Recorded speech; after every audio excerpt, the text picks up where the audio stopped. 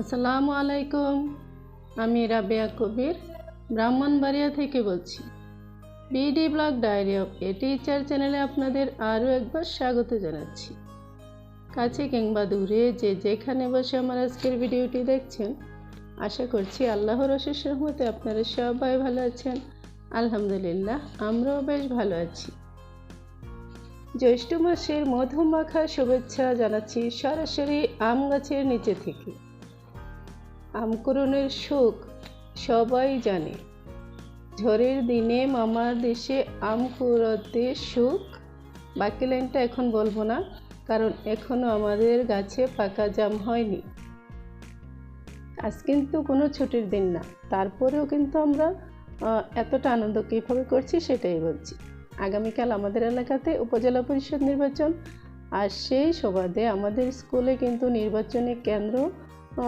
সেই জন্য আমরা এখন অর্ধ দিন ক্লাস করার পর নির্বাচনী কার্যক্রম শুরু হওয়ার জন্য টিম চলে এসেছে এখানে, পুলিশের গাড়ি, তারপরে নির্বাচন কেন্দ্রের জন্য যা যা প্রয়োজন সব কিছু চলে এসেছে। আর আমরা কিন্তু বেলা 1টার দিকে স্কুল ছেড়ে দেব।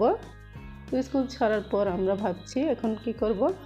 আমাদের একজন সিনিয়র ম্যাডাম বলছিলেন যে আমাদের বাড়িতে প্রচুর আম আছে, কিন্তু বাড়িতে কেউ থাকে না, সেজন্য আমরা আমগুলো খেতে পারছি না।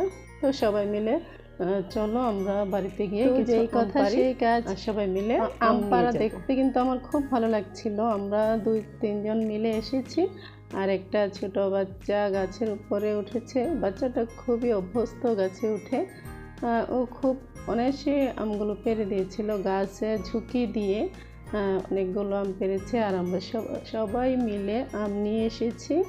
তো এই যে ব্যাগ ভর্তি আম আমরা কিন্তু একে একে সবাই নিয়ে এসেছি যার যার বাড়িতে। তো আমার কাছে কিন্তু খুব ভালো লাগছিল এই জন্য যে নিজের হাতে আম কুড়িয়ে নিয়েছি। মোটামুটি একটা মনে হচ্ছে যেন আমরা পিকনিকে এসেছি এরকম। যাই হোক, আমি কিছু আম বিকেলবেলা কেটে নিয়েছি। আমগুলো কিন্তু গাছ পাকা ছিল, যার কারণে কিছু আম পেকেও গিয়েছে।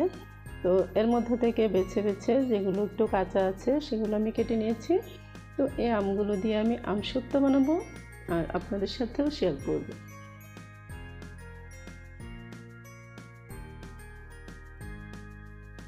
তো এখনও যারা আমার ভিডিওতে একটা লাইক দিতে ভুলে গিয়েছেন, প্লিজ একটা লাইক দিয়ে ভিডিওটা কন্টিনিউ করবেন। এখানে আমি কিছু পানি বসিয়ে দিয়েছি একটা পাতিলে। তো পানিটা হালকা ফুটিয়ে উঠেছে, সামান্য একটু লবণ দিয়েছি। তো এর মধ্যে আমি কিন্তু অন্য কোনো কিছু ব্যবহার করিনি, জাস্ট লবণ আর পানি। তো আমটাকে আমি ভাপিয়ে নেব।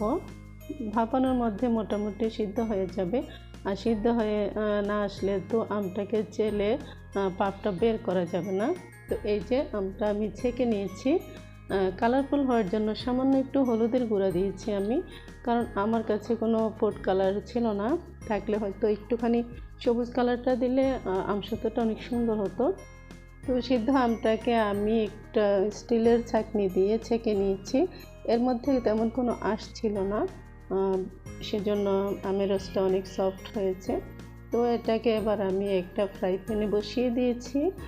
কোনো তেল ব্যবহার করতে হয়নি, সামান্য চিনি আর চিলি ফ্লেক্স আর অল্প পরিমাণে লবণ দিয়েছি।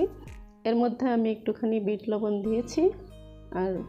আর কোনো কিছু দেওয়ার প্রয়োজন আমি মনে করি না, তবে শেষের দিকে একটুখানি পাঁচফোড়নের গুঁড়া ব্যবহার করেছি।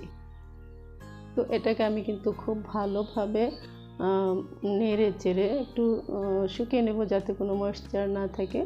আমার মেয়ে কিন্তু এখানে হাত লাগাবে, এটাই স্বাভাবিক। তো সে জোর করে আমার হাত থেকে কাঠি নিয়ে একটুখানি নাড়াচাড়া করছিল। তো এই ভিডিওর মাধ্যমে যারা আজকে আমার চ্যানেলটা প্রথম ভিজিট করছেন তাদের উদ্দেশ্যে বলছি, প্লিজ একটা লাইক দিয়ে আমার চ্যানেলটাকে সাবস্ক্রাইব করে পাশে থাকা বেল বাটনের অল অপশনটি সিলেক্ট করে রাখবেন। এতে করে আমি যখনই নতুন কোনো ভিডিও আপলোড করব, সঙ্গে সঙ্গে নোটিফিকেশান চলে যাবে আপনার মোবাইলে। আপনারা যখন যেখানে খুশি ভিডিওটি সময় করে দেখে নিতে পারবেন। যারা অলরেডি এই কাজগুলো করে রেখেছেন আপনাদেরকে জানাচ্ছি অসংখ্য ধন্যবাদ। তো এর মধ্য দিয়ে কিন্তু আমার আমের রস নেড়ে চেড়ে শুকানো হয়ে গিয়েছে। রসটা একটু আঠালো আঠালো হওয়ার পরে কিন্তু আমি চুলা থেকে নামিয়ে ঠান্ডাও করে নিয়েছি। আমি যেহেতু কাজটা বিকেলবেলা হাতে নিয়েছি, আমি এখন কোনো রৌদ্র পাবো না, তবে আমি প্রসেসিংটা করে রেখে দিয়েছি, সকালবেলা আমি রৌদ্রে শুকাতে দেব। তো একটা বড় স্টিলের ট্রে নিয়েছি, এর মধ্যে আমি সরিষার তেল মেখে নিয়েছি। তো সরিষার তেল মেখে যখন আমি আমের রসটাকে রোদে শুকাবো, তখন নিচে দিয়ে আর লেগে যাওয়ার কোনো সম্ভাবনা থাকবে না, সেজন্য একটু সরিষার তেল ব্যবহার করা আর কি। এতে করে খুব সহজে কিন্তু আমসত্ত্বটা উঠে আসবে।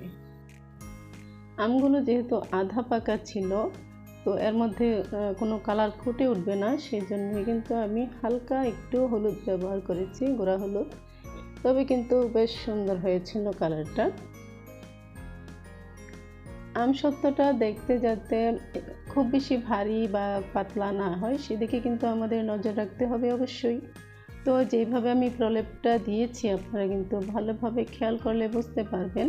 এই পর্যায়ে রাখলে কিন্তু আমসত্ত্বটা খুব বেশি পাতলা হবে না আর খুব বেশি ভারীও হবে না, তবে মিডিয়াম সাইজের আমসত্ত্বটাই হবে। যদি খুব বেশি পাতলা হয় তাহলে কিন্তু খেতে তেমন একটা ভালো লাগে না। এই পর্যায়ে থাকলেই কিন্তু শুকানোর পর খুব সুন্দর একটা প্রলেপ দেখা যাবে আর খুব সহজে উঠেও আসবে। শুকানোর পর আপনাদের সাথে অবশ্যই শেয়ার করব। সেই পর্যন্ত সবাই অপেক্ষায় থাকুন, আর আমি কিন্তু এখান থেকে ভিডিও থেকেও বিদায় নেব। সবাই ভালো থাকুন, সুস্থ থাকুন। আল্লাহ হাফেজ। আসসালামু আলাইকুম।